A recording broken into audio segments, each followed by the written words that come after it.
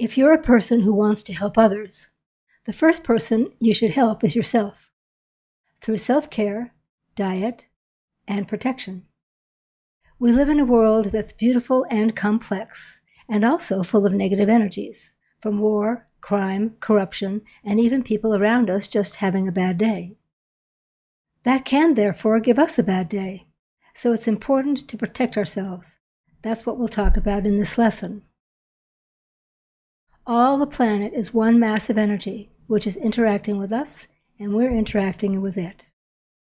We sense energy all the time. Standing in line at the supermarket, we can feel the energy of the people around us. Walking into a church feels peaceful. Watching the TV news can be very stressful. That's why I only read the news. It's much less intense. Watching a baby sleep feels peaceful too, doesn't it?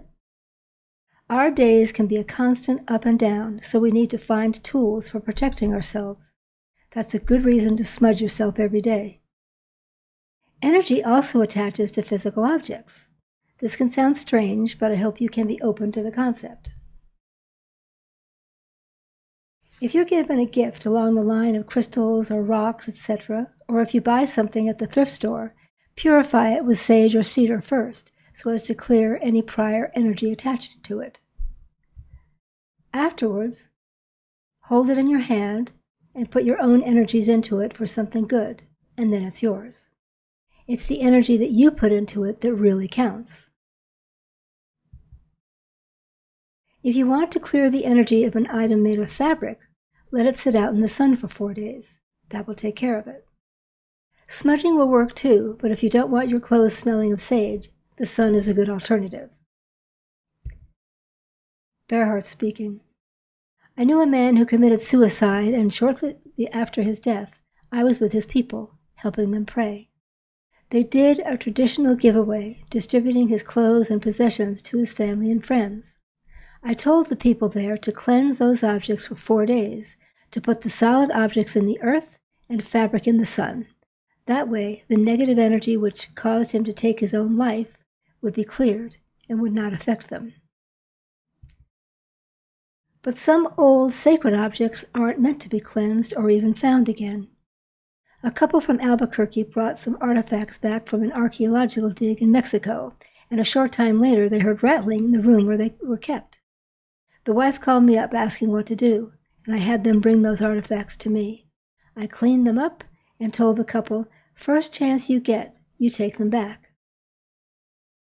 Energies were put into those objects to keep them from being misused. In fact, at the time they were forced to leave their homelands, my tribe buried many of their medicine objects with songs of protection so that only qualified people, knowing our medicine ways, could get in there and dig them out. So that's how they were put away. So there are a lot of things to think about when you go digging for artifacts. It's important to smudge yourself and your home on a regular basis. It's also good to take purifying baths with herbs. It cleanses the mind and spirits and helps you better deal with whatever the world has to offer. And it detoxifies the body. This is what the curanderos, the master healers from Mexico, teach. Things to put in the bath includes salts such as Epsom, Himalayan pink, or Celtic, or natural sea salt. Never white table salt. It's been chemically processed and contains no beneficial ingredients. Lavender is a great stress reliever. Use it either dried or as an essential oil. Baking soda removes negative energy. Rose petals or any flowers, they are nature's stars and a blessing.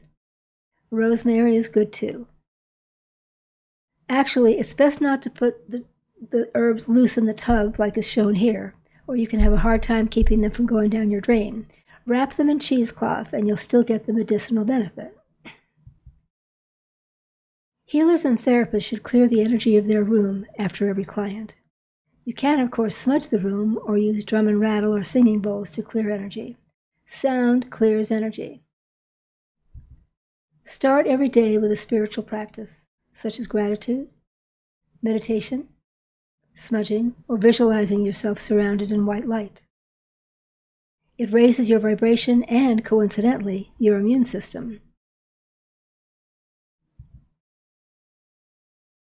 If you have any questions about any of the material in this course, please feel free to contact me at peace@mollylarkin.com.